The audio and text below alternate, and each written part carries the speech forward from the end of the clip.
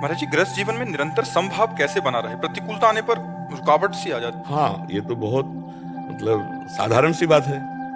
गृहस्थ हो या विरक्त, प्रतिकूलता आने पर अगर स्थिति नहीं है अंदर तो फिर बाधा पड़ जाती है ना। मान लो आप हमारे अनुकूल हो तो हम आप सोच सकते हैं मेरे भगवान हो, तो अपने लोग सुन सुनाकर गृहस्थी में स्थिति धारण करना चाहते हैं, पर वो स्थिति तभी आएगी जब हमारी भक्ति की भूमिकाएं बढ़ेगी।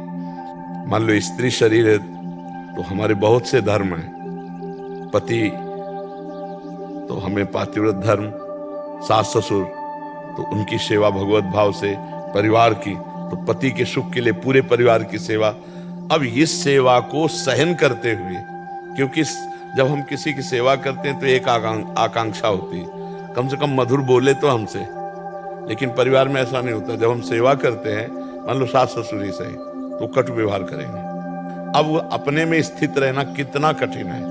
अगर स्थित रह गए तो भूमिका बदल जाएगी, आपकी वो ऊंचाई हो जाएगी।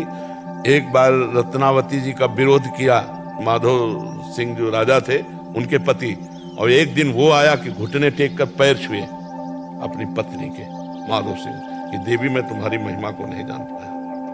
भगवान का भक्त जो है वो बाद में प्रकाशित होता है, पहले नहीं प्रकाशित होता है वो, पर जब प्रकाशित होगा तो बस ये सहनशीलता, सहन शक्ति, सहते जाओ, चुपचाप सहते जाओ तो आप महान होते चले जाओगे।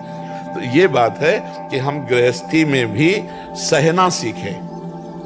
बोले कितना सहना सीखें? जितना भगवान सहाय है। भगवान अपने सामर्थ्य से ज्यादा नहीं देते कष्ट, पक्का समझ। जितना हम सह सकते हैं उतना ही भगवान हमें कष्ट देते हैं। और वो कष्ट इसलिए मिलता है कि हमारे जन्म जन्मांतरों के जो पाप हैं, आसक्तियां, वो कट जाती है। एक होता है शरीर भोग के कर, और एक होता है जैसे आपने गाली, जलन हुई तो पाप नष्ट हो गए। अगर हम लौट के गाली दे दी तो फिर वो हमारा संस्कार बन गया, वो हमें भोगना पड़ेगा। बस इसको संभाल ले, घर गृहस्थी में इसको संभाल ले। नहीं तो ऐसा भी हो सकता है, बहुत बुद्धिमान तो लगेगा, सेवा करते हैं फिर भी निंदा करते हैं। जब कोई रिश्ते नातेदार आता है तो मेरी निंदा ही होती, तो मेरी सेवा का क्या फल? नहीं, उन्हीं की सेवा से भगवत प्राप्ति होगी जो तुम्हारी निंदा करते हैं, जो तुम्हारा अपमान करते हैं।